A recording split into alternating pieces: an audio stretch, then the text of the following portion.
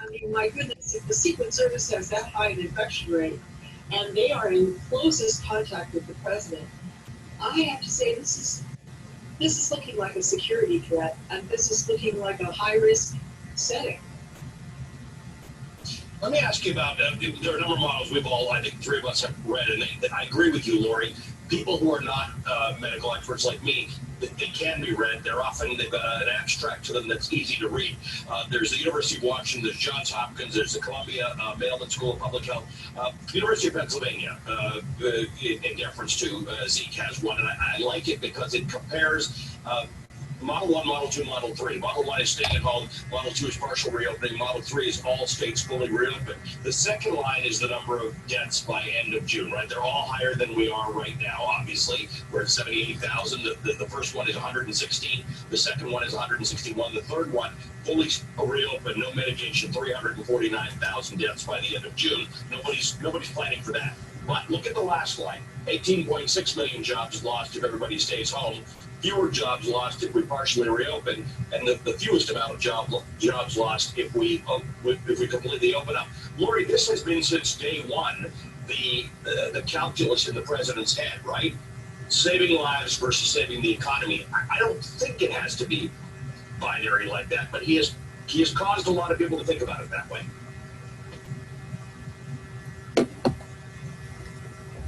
Hey, Jay. Hello. How are you? I'm doing okay. Good. I'm Blair. Yeah, good to meet you. Good to meet you. Middle Earth, a Tolkien wine, huh? Yeah. Yeah, it's an interesting brand name that we've got to work with. We do pay a stipend to the Tolkien Corporation. I was almost in New Zealand a year ago, but I had to have open heart surgery and I couldn't go. Are you? What did you were supposed to come out here? I was supposed to come out. It was actually the day when you had the terror attack in Christchurch, and I was to arrive about 10 o'clock on that morning. Yeah. I was with a group, geologists at Jackson Hole, and they all got kind of locked down there until about dinner time. Right. But I was in getting surgery instead. Well, you seem to have recovered, so that's good.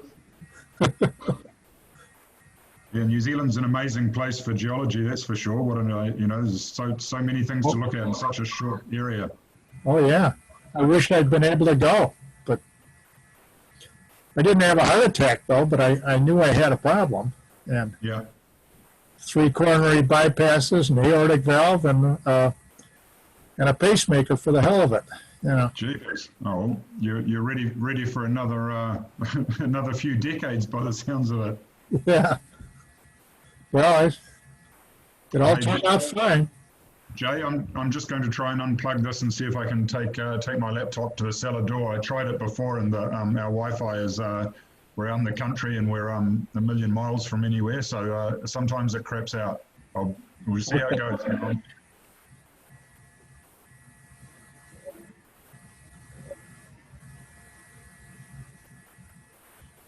Are you still there? There's Kevin. Blair. Hey, Jay. Hi. Hey, Kevin. Hey, we're doing a little bit of testing here so that we don't have a repeat of Monday where Stefan's made me a host and he wants me to pause the recording real quick. I'm new to Zoom, so I don't really know what I'm doing. So give me 1 sec here and I'm trying to figure this out. It's not working for me entirely well either. Well, we can see you. Can you see us? Yeah, I can see you. Can you see the, I've got a Middle Earth banner up. Can you see that? Yeah, it's like a PowerPoint presentation. Have you got the whole side of it as well? I can see everything. Oh, that's I see like the slides on the left and it's like excellent. Okay. Yeah. Let's see. I guess I can't pause it. Oh well, we'll start shortly. Hey, Katie. Hey, sorry I'm late. No, it's all good. You're not late. It starts in 9 minutes. Oh, yeah. I'm not late. We're good. Yeah, nice. You're 9 minutes early. Is this a twist off cap? Sure is. Oh, thank God. Cool. Are we watching a PowerPoint slideshow?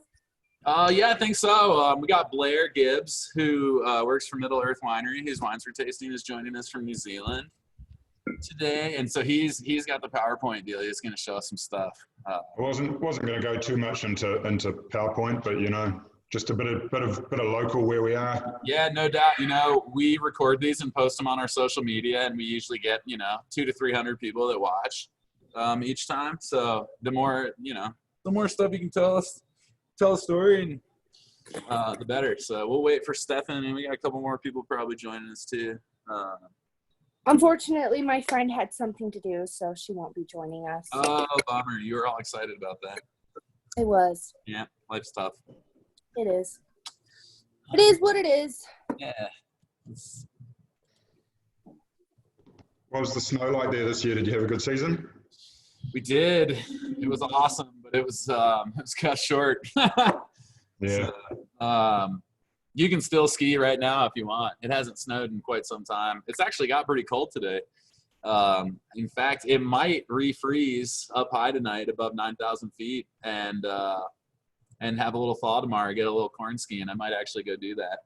Nice. But yeah, it was another at 10,000 feet at the resort. It was another 550 plus inch season. So, that's 4 in a row. Hey, Stephen. Hey. Hey, sorry, I'm unable to, I have my own recording ability, but it says I need permission from the host. That's all right. So, cool. Yeah. And I don't know, how would you pause it normally? I'm looking at all the buttons and I can't really.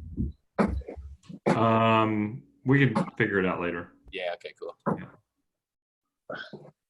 Hi, Blair. Hi. How are you is it afternoon for you or evening? Yeah, it's afternoon, Saturday afternoon. I kind of goosed it. I saw Friday as an option. I went, oh yeah, Friday afternoon. That sounds like a fun thing to do. And then I worked out, obviously I'm a little bit slow, so I worked out that it was in fact our Saturday afternoon. It's a beautiful, beautiful day here. I've been out for a mountain bike ride this morning, and partner was just heading out. The harbour is glassy calm, so she's gone out with one of her sons to go paddleboarding for the afternoon. Nice. I'll hang out with you guys and have a glass of wine. Sounds great. I'm gonna put it on Facebook Live. That's scary. No takebacks. I better not use my usual vernacular then. We're all good. We're pretty relaxed around here. Just as long as it doesn't offend my cat. She's sitting right here. What? Let's see. Can you show her? Nah, she's doing her own thing. Yeah. Cats aren't real social like that. No, they're not. So just checking out what you guys sell. Kevin, you sell the Middle Earth Sauvignon. That's it. Have you got anything else on? Have you tasted anything else? I haven't. I'd like to. You can beat up Justin to tell him to send Zach some samples. Yeah, we'll do that. Yeah, for sure. But we've had this Sauvignon Blanc. I actually was going to look at that. Somebody said that they thought that we used to buy it direct, and I don't think they were right about that. Wyoming's interesting, where retailers are allowed to buy direct from import companies, wineries, as long as they're a licensed direct shipper to the state. Unlike a lot of places in America where you have to buy from a third-party distributor. Yeah. I want to see. This has definitely been one of our most popular. New Zealand Sauvignon Blanc. Sauvignon Blanc in general is hot here. I mean, Sancerre is one of the top categories for us. And we sell a ton of New Zealand Sauv Blanc. And if I can go back here on this report. Oh yeah. We've had it since 2016. which is before my time. I actually discovered this wine after becoming the buyer here, because I sold wines in North Carolina on the other side of the country for a wholesale distributor. And I mean, even since, let's see, 4, 3, 7, 9, 11, 15, I mean, sold close to 30 cases since 2016. So yeah, nice one. yeah, so we like that. Yeah, I used to work with another brand from Marlborough for about 15, 18 years. Our national distributor was Broadbent Selections. Do you know them? Yeah, sure do. Yeah, they were, Michael Broadbent, he's the big Portuguese guy. yeah, it's his son Bartholomew. So I think Michael just passed away. I think you're right, actually. Yeah. Based in England, yeah. And that was a New Zealand brand? Yeah, it was a brand called Spy Valley. Oh, yeah. Black label, green lettering. Yeah. Yeah. Actually, so the second distributor I worked for in North Carolina was partnered with Broadbent. And so I used to sell quite a bit of that. Yeah. Well, you're not allowed to anymore. You've got to sell Middle Earth instead. We don't. We don't have it here. It is funny though, because the Broadbent Vino Verde has become such an item for us. I think for a lot of the same reasons that your wine is super popular. It's just great, refreshing, and delicious, and zingy and tangy and all that. And yeah, it's funny. I actually have been working towards maybe dealing with them direct to get mostly the Vino Verde. Oh yeah. Yeah, but yeah, we've got quite a few New Zealand Savs. But you know, I think a lot of the marketplace is just in tune with the huge major brands, you know, the Constellation items, and stuff like that. And so I think this video will be super cool because I think a lot of people are getting into wine with this category, and so you could be the logical next step for them, which could be huge. You're seeing the screen I've got up there now, Kevin? It's got a range of different products there. I do. I see the cans. Is that cider? Oh yeah, cider's on the left. Yeah, cider's on the left. They're all natural ciders, so they're fermented dry and then back sweetened with fresh juice. They're kind of cool, and I guess heading at the craft market, we do lots of sort of bespoke kegs and different ranges with local restaurants and things. So that's kind of fun, but not really. Is that available in America? Not really an export product, but I understand. Yeah. Then we've got water, which we way to hang the fruit in front of it. Yeah. Looks like a super light wine. Then we have the Brightwater Gravels, which is, I guess, our entry-level wine range. And then the Middle Earth, which is our premium wine offering. We've also got this range here in the middle of sparkling wine in can, which is kind of fun and lively as well. Nice. Are those available in America? We're just trying to work out pricing. So we've sent samples up to Copafina. Okay, cool. A little bit expensive at the moment. They're in 375ml as well, which is, I guess, your standard can size over there. Yeah, that size does better for us than the 187 or 250ml can, which I've seen those as well. But people like the 12 ounce, what we call a 12 ounce. Right. 338 or something like that mil, but really popular. I counted yesterday. We have 35 canned wines in the store to choose from right now. So. Oh, nice. Yeah, it's a big outdoor market, you know. It's like you lured it in. We got a lot of skiers, and you can put them in your backpack and go and hit it, you know, and then you're not carrying your own glass. So that's cool. Yeah, we'll definitely want to keep up on that. Okay, I think. Oh no, we're waiting on Daniel. Daniel left at 8, so he should be here pretty soon. Ooh, what's that? No, nothing. You didn't see that? Oh, okay. We didn't see that. What do you think of that? No, that's a brand that we used to have, which is actually, we're just looking at reinvigorating it for a section of the domestic market. But it's actually, I think it works quite well. Cool. Well, I think we should get into it. Let Blair jump into telling us about Middle Earth and what's happening over there in New Zealand. Sure thing. Kevin, you want to introduce Blair though? Yeah, sure. So everybody watching at home that's not joining us here, Thanks for tuning in. These have been really fun. I'm actually really excited about this particular episode because we have Blair Gibbs, who is the managing partner for Middle Earth Winery. And he's joining us all the way from Nelson in New Zealand. And it's funny because when we were corresponding via email, I made the gaffe of describing the product that we're tasting tonight, the Middle Earth Sauvignon Blanc, as a Marlborough Sauvignon Blanc, and it is not. It is a Nelson. And I caught myself, luckily. And he said no offense was taken, but I feel like, you got to nail that on the get-go, and I messed that up. So Blair is here despite my best efforts to scare him off, and he's going to tell us about everything that they've got going on there, and a very, very popular wine here in the store, the Middle Earth Nelson Sav. So Blair, thank you for joining, and yeah, take it away. Tell us what you got. Thanks, Kevin. Yeah, and no, I honestly was not at all offended that you mistook our fine wine for a Marlborough wine.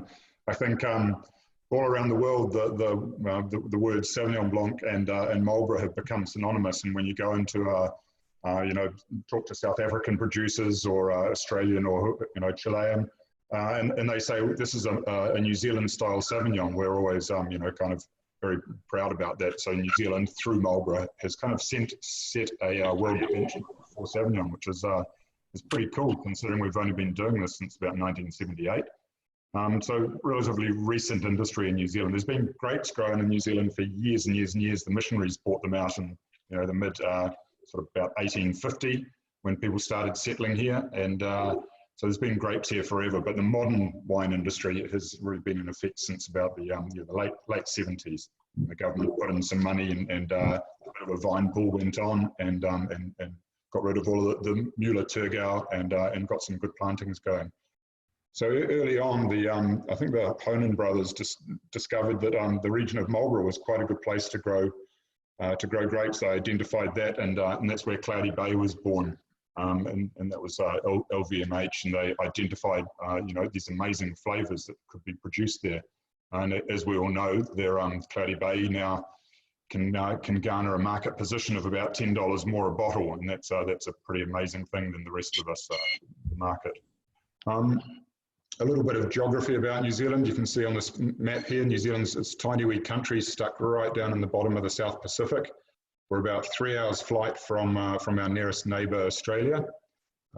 That's just about close enough for us. We don't want to get too close to the Australians.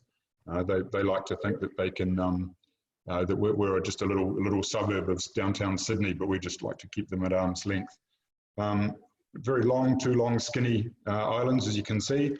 People that discovered and named us were quite smart. They called the top one the North Island and the bottom one the South Island, so we find it nice and easy to remember where we are and which way is north. On the left, out here, you can see this is the Tasman Sea, and it's a warm body of water. And then on the other side, the eastern coast, that runs down all the way straight down south to Antarctica. So we get cold weather coming up from Antarctica up the east coast. And we get warm currents coming down out of the Tasman Sea. Up the middle of the we're only seeing just a small section of New Zealand. We don't see both islands right now, so I don't know if you check pictures. Is that better, Stu? It's still the same picture. We're seeing like a close up of Nelson and the we'll just start to Nelson. Bay. Oh, so that's the only view you've got, this close up of Tasman Bay. Yeah. You've got, sort of, yeah, Nelson, Tasman Bay, Peninsula, Mutare Hills. Is that one better? It didn't change for me. Why don't you stop sharing and then reshare your screen? That might help out. How about we go like, yeah. My apologies. Yeah. No worries. Because I am interested to see some of this that you're talking about. So my apologies for interrupting. No. This is all not that flash at technology. Usually I'm quite good with a fishing rod and I can catch crayfish, but where's that gone? Screen. Kevin can hunt morels. He can slaughter morels like the best of them. Need a sword. Yeah, that's awesome. Much better. Thanks, Blair. Amanda gets morels now too. Right. So here's the two islands. Yeah. Does my cursor show up? Yeah. Okay. Yeah, I can see it. So the warm Tasman Sea out here, Oh, I see it. Yeah. and the cold Southern Ocean out this side. Very deep water through here, deep and cold, and kind of warmer and shallower up through here. Big spine of mountains running up the center of the South Island through here, what we call the main divide. Mountains up to about 3,000 meters. I think New Zealand's got 10 peaks over 3,000 meters. The highest being Aoraki, Mount Cook, which is also situated down here by Queenstown. We grow grapes everywhere from Northland right up the top down to Queenstown, Central Otago, which has obviously garnered itself a very good reputation for Pinot Noir, and everywhere in between. Most of the grapes are grown on the eastern side of the country. Prevailing wind coming out of the Tasman Sea hits the Alpine range, drops all its rain, and you get nice dry, cooler conditions on the east coast. So warm and then cool at night because you've got the cold body of water. So those are the things that make Marlborough a fantastic wine growing region, and that accounts for about 78% of all of New Zealand's grapes come out of the region of Marlborough. Now the region of Nelson, where we are, is pretty much directly west, a little bit north and mainly west. It's only an hour and a half's drive through this low mountain range, and you're in a completely different climate. So you've gone from cold water to warmer water, and further west, so higher humidity.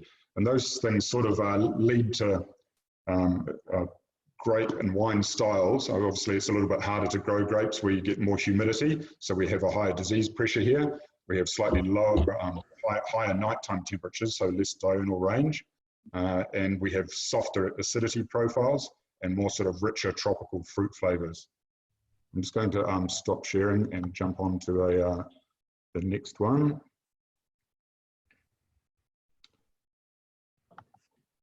Which is the one you saw before. Right, so we're in Nelson. We've just come over the mountain range. This is the back of it here. Tasman Bay, big shallow body of water. And then we've got the Mount Arthur range through here, which is a national park covered in beautiful forest. The Richmond Forest Park over here. So you've got mountains on both sides. It's a great big valley delta. All of these, for the geologists out there, these Moutere Hills are all old terminal glacial moraines with a lovely layer of clay on top. So that's quite interesting grape growing region up in the top there. And we're on the back here at this place called Brightwater in the Waimea Plains. So alluvial outwash plains with rivers draining out of the mountains. Quite uniform in terms of lovely bright topsoil and then free draining gravels underneath. So ideal farming and growing conditions. This region grows everything from hops to stone fruit to pip fruit to blackberries, loganberries, citrus, grapes, and pretty much everything you could think of. Kiwi fruit grow here, as do avocados. So it's this amazing garden, if you like. And in fact, the word Waimea means water garden in the local or native Maori language. So we've got our vineyard here in the little sub-region of Brightwater at the back of the plains, free draining alluvial gravels. We have our own winery on site. We're a small company, family owned. So our winery, we crush about 300 or 400 tons a year. Some of it here, most of it here on site, some of it at other places if we have need. And we make about 200,000 litres of wine. So we're a small little place. I think a good thing to do, Nelson accounts for about 6% of all of New Zealand's wine. So it is a small area. Got to think of it as a small area. Nelson is, I guess, famous that we've got the port up in the corner here. Nelson is New Zealand, or in fact, Australasia's largest fishing port. So all of New Zealand's large fishing fleets are based here. New Zealand has a huge exclusive economic zone, and fishing is a massive part of what goes on here. So there's aquaculture for salmon farming, and a lot of greenlip mussels, and then the deep sea fleets out there raping and pillaging the oceans in a supposedly sustainable manner. Please ask any questions as we go along, because I haven't got the answers to everything. How much of what New Zealand consumes has to be imported, out of curiosity? Because it sounds like you guys have quite a wide range of growing areas. In terms of grapes only? No, just in terms of general vegetation and, you know, produce production and other types of production. Are you guys pretty self-sustainable, or do you have to import quite a bit? Food-wise, we don't import much. I guess we import things like flour and rice, but we're obviously a net exporter of apples. Dairy is our second, what's now our biggest. Tourism was our #1 GDP earner until COVID. So there's a whole lot of businesses that have just absolutely crashed on that. The dairy industry was sort of almost neck and neck with tourism. So our farming industry is massive. We export a lot of timber and apples, and yes, generally we export produce. That's what New Zealand has done and does. We import most of our electronics goods. We import most of our hydrocarbons, although we do have a little bit of hydrocarbon production off the Taranaki coast. So yeah, we're a nation of farms and tourism, really. Like Wyoming. Yeah, it probably is, eh? Oh yeah, certainly. Although we are the largest coal producer in America, so we have energy too. Right. Well, that's I guess coal's an interesting one. In fact, hydrocarbons are. That's New Zealand's, I guess, challenge always sitting down at the bottom of the planet is self-sufficiency and sustainability, and we cannot produce energy. We've got lots of green energy. In the 1980s, a whole lot of large hydro dams were put in down in the South Island. So we've got lots of really good hydro electricity, and we've got lots of wind generation as well. And I think probably about 70% of all of our energy comes from renewable sources. So that's kind of good. Kevin, I can see you just had a swig of the Sauvignon Blanc there. I did. I'm quite enjoying it. Likewise. Yeah, it's well balanced, and I feel like there's been a trend away, especially for the entry level of the New Zealand Sauvignon Blanc market, to go so hard into the grapefruit, gooseberry, like not the gooseberry, just the grapefruit and the real tangy style. Yeah. Some of them are like almost to the point where it's like almost become like a caricature of itself, in that like they really try to get that out. And I've always loved New Zealand Sauvignon Blanc because I feel like it's like a Gatorade of wine. It's like so absolutely refreshing, you know. Yeah. But sometimes it can be a little overwhelming, and yours is like, very so subtle. What we've kind of seen is that I don't want to bag out Marlborough, because Marlborough's put New Zealand on the map. But when a region gets so big and successful as that, and you know, it is a monoculture region, and it's very much dominated by Sauvignon Blanc. When your cropping levels start to go up, and there's nothing that Marlborough can do, or nothing that anyone else can do, to produce more of those flavors than what Marlborough gets. The flavonoids, the compounds have been taken apart in the lab from Sauvignon Blanc from all around the planet, from different places, and Marlborough just has more of those flavor components than anyone else. They cannot, you know, you can't lose. But what has happened is crops have gone up, and there's that searing acidity and those bright flavors that you expect. You've got those up front, you've got that acidity down the back, but the wines are actually pretty short. They finish short on the palate, they're instant appeal, and they're gone on the palate. So that's kind of not what we do. We do have, as you say, wonderful balance. It's got more richness, more texture, and because of that balance, those flavors stay on the back of the palate, and that's kind of what we're striving for. I would hazard to say it's a slightly more sophisticated approach. No doubt. What's your total production at Middle Earth, and what else do you guys make? Total production here, we do about 200,000 liters of wine a year. So we have two ranges of wine. We have three actually. Two though. The Middle Earth is our premium, and then we have the Brightwater Gravels as an entry level. That's we export that to some places. Middle Earth is the only range that's currently available in the US, and then we select parcels. Everything's bought in, and everything's grown the same. Everything's bought into the winery. We do have lots of small tanks, so we're doing yeast trials, different temperatures. And then we're putting together component blends from our own estate vineyards stylistically that suit what we're doing in the two different ranges. So Middle Earth, a little bit more textural, a little bit more fine lees stirring in the tank. The Brightwater Gravel is a little bit more obvious and simple, if you like, in terms of structure. So you always look for that same balance, and you find if you could look through the entire range of Middle Earth, especially the aromatic wines, you'd see this lovely winemaker and vineyard site signature of that richness and texture and balance and persistence on the palate, which is pretty cool. Very cool. The name of the brand is striking. Yeah. Middle Earth, and I know that Lord of the Rings was filmed there, and I think, is that a reference, or is there something more there that maybe Lord of the Rings took original? I don't know. I'm not a big. I've seen the movies, but I haven't read the books. On that. So maybe you could tell us about the name and. Yeah, Middle Earth is, I guess the company name is Winelord Limited, so that gives you a bit of a heads up into what's going on there. I wasn't sure. I was like, that's a cool name. Like, is it? Maybe it's tongue in cheek. I had no idea. Well, that's the thing. It's sort of it's a little bit tongue in cheek, but in all seriousness, yes, it is. It's based off the Tolkien. Off the Middle Earth, branded trademark, and we pay a royalty fee to the Tolkien group family. It's given us a little bit of a marketing edge in some places. Some people like it, some people hate it.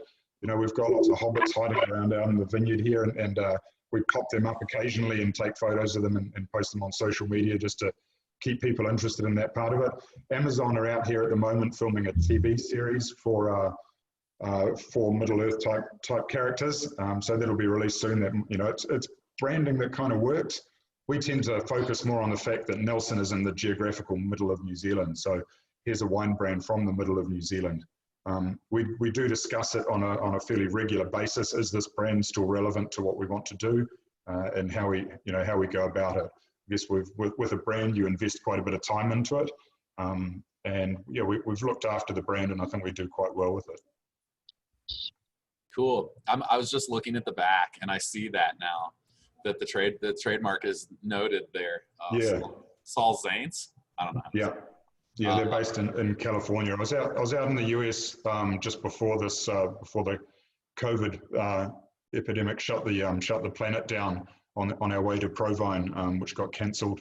And I met with the Saul Zaentz people and renegotiated another 10 years of agreement with them, a little bit more freedom, so we can now make promotional things like caps and do Middle Earth on T-shirts, and so that just little things like that. We're starting to get a little bit of make a bit of headway, if you like. Very cool. Also on the back label, you got the sustainable New Zealand sustainable logo. Yeah. Could you maybe fill us in on what all goes into that? And a little. So every wine that's exported in New Zealand, we have a national organisation, New Zealand Wine Growers, and to be a part of New Zealand Wine Growers. Take it in there. Sorry, You can just sit. We're all good. As part of being part of New Zealand Wine Growers, you have to be a part of the sustainable wine growing program, which means that all of our vineyards are certified to a standard, which is not organic or biodynamic, but it's about water monitoring in the vineyard. It's about nil residue spray programs. It's about how we look after the vineyards and right through into the winery and winemaking. So everything's monitored and measured, and every year, more controls and things come on. It's all about sustainability and low impact. It does run right through into pruning and contract labour management and all of those sorts of things, because that's a huge part of the entire concept of sustainability. It's about not ripping people off. It's about being good on the land and delivering a product to the world that is indicative of New Zealand's fundamental beliefs in the environment. That's awesome. Yeah, we get it seems like every year that I've been in the wine business, that's become a bigger focus, which is awesome, because that's beliefs that I espouse personally, and it's like, it's more than just a feel good. It's like, this is an industry that actually is really attempting to take care of the environment, and in a time when that is not necessarily profitable or, the focus of a lot of companies. Cool. Very cool. I guess we could go around. We always like to do like everybody taste and thoughts on the wines, and I think I already spoke to it. I think beautifully balanced, really delicious, refreshing. But before Stefan joined, Blair was in the room, and I was saying that I think if you're watching this later and you're not here now and you've tried some of the larger market offerings, the bigger brands, the entry level kind of stuff from New Zealand, that this is a great stepping stone for you to like maybe take the leap into something that's got a little bit more going on. And yeah, we love it. Another interesting thing to note, Kevin, is that over here, as opposed to Marlborough, if you like, just with the environment, the physical environment, and the temperatures, our acidity, we get our physiological ripeness in the grapes at lower sugar levels, and that acid balance, so natural acidity, natural ripeness, but that's happening at a lower sugar level. So if you're in your store there and have a look at the alcohol levels on a lot of the wines from New Zealand, this down at 12.5% to have these textures and these flavors and this balance is we think also a pretty special thing, and that happens naturally here in Nelson. So that's one of those things that's fantastic for us here, whereas different regions you're having to get riper fruit to get those riper fruit flavors, and it's not uncommon to have other Sauvignons, at 13 to 13.5%. Yeah, It doesn't sound like much, but it makes a difference. Seen some stuff from California approaching the 14, 5, 15 level for Sauv Blanc now, and it's like, yeah, that's like a substantial difference, it doesn't sound like a lot, but those percentage points, like that's a big swing. Lower alcohol levels, I think I like, because then I can have another glass. Well, exactly. We're all about moderation, huh? Absolutely. Well, I was on a fishing trip quite a few years ago with some friends, and we had a chef on board, and he was quite an amazing character. We watched him drink an entire bottle of tequila one night while he was cooking for us, and we were a little bit young back then, and quite impressed with this guy. He was about, I don't know, 6'4", 6'6", and maybe 250 pounds. So he's a substantial human being. And we're just like, shit, Matt, how do you do that? And he's like, moderation, boys. It's the refuge of cowards. Nice. We didn't fall out of the boat. It became it's almost like a t-shirt slogan, isn't it? I was gonna say I could see that as a Jackson being such a extreme sport haven that almost could be a slogan that you'd see on a bumper sticker here. Yeah. That's a classic. I like that. We've trademarked it though, Kevin, so you've got to watch it, mate.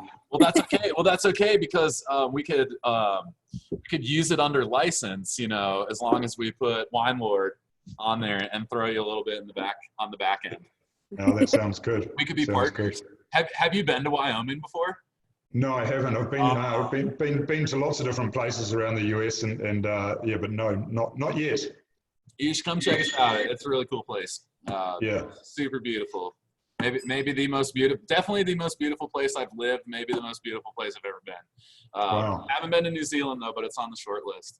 Yeah, I have a friend who's holed up in Martinborough right now. She had to go home because of the crisis, and she is, as she described it to me, I'm terrified by boredom here because she likes to mountain bike, and she says it's super flat, and her best friends are cows. But they grow grapes there too. She sent me some pics, so. There's some very good small wineries out in Martinborough. It's a lovely spot.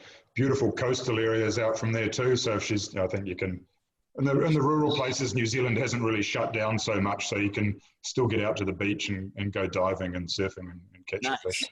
Yeah. Very cool. Yeah. Okay, so we try to keep it to 30 minutes. So we got 5 minutes left. One thing that rats, I just had something great that I wanted to talk about. Now I'm thinking about her and not the call. What was I? Yes. That's another Kiwi girl leading an American astray. Oh well, we do what we can. It's the accent, I'm telling you. She used to work here. She actually used to work here in the store. Is how we met. But nice. 2020, right? Because you just harvested. What was the year like? Any different? Did you have to change up anything? Did you have all your grapes in before? You guys were like way ahead of the crisis and have been like heralded as a country for the response. And so I was wondering, like, what was there anything different for? Yeah, no, it was pretty difficult. As I said before, I was in the US for 2 weeks, and I came home, stepped off a plane, and I had a sore throat, so I had to go straight into lockdown for 2 weeks. Came out of that, went straight into the government mandated 4 weeks of lockdown, and right through that whole period, vintage was underway. So we had only 3 people running vintage here at the winery, and we set up our protocols so that they were sort of in their own bubble.